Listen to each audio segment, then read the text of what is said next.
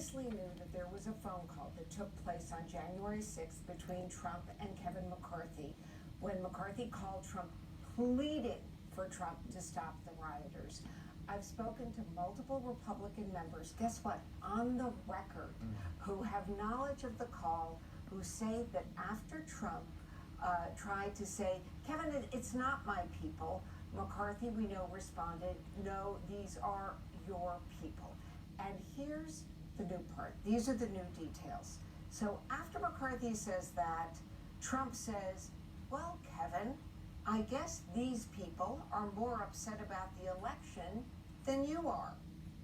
To which McCarthy responds, who the F do you think you're talking to?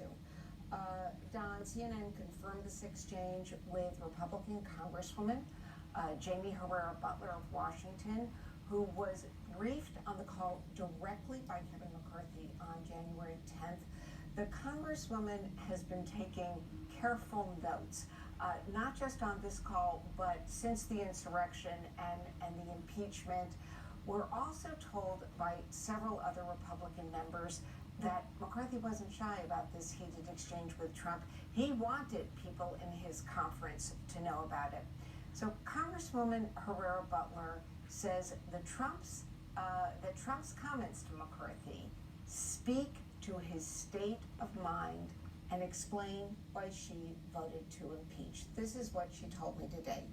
Quote, you have to look at what he did during the insurrection to confirm where his mind was. That line right there demonstrates to me that either he didn't care, which is impeachable, because you cannot allow an attack on your soil, or he wanted it to happen and was okay with it, which makes me so angry. We should never stand for that for any reason under any party flag. I'm trying really hard not to say the F word. Wow, Jamie, yeah. That is really powerful reporting. I mean, you have learned, I understand that a number of other Republican members of Congress Correct. Also feel that Trump's words give critical insight to his state of mind and intent, and what they describe as a dereliction of duty. Jamie, is that accurate? Absolutely, dereliction of duty. So here is another Republican on the record. This is Anthony Gonzalez from Ohio. He is another one of the 10 Republicans who voted to impeach. And this is what he told me earlier today. Quote, I think it speaks to the former president's mindset. He was not sorry to see his unyieldingly loyal vice president or the Congress under attack by the mob he inspired. In fact, it seems he was happy about it, or at the least enjoyed the scenes that were horrifying to most Americans across the country. The other thing that all of these Republicans, I spoke to about half a dozen Republicans today, said Trump's failure to act immediately after Kevin McCarthy asked for help shows one thing. He was not some blameless, helpless observer, and it speaks to intent. We reached out to Kevin McCarthy's office. We reached out to President Trump. They have not responded to our request for comment. I think the question now, Don, is will what we now know Trump said to Kevin McCarthy make a difference to the Republicans in the Senate when they vote?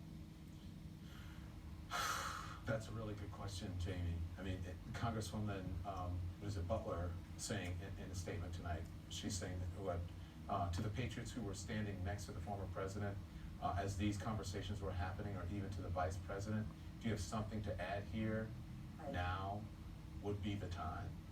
Right. That hasn't happened yet. That hasn't happened yet. That statement she put out confirmed everything she said, and then she, as the kids would say, called out people who have not come forward. I think there's something that we have to keep in mind. Getting to 17 Republicans is a high bar.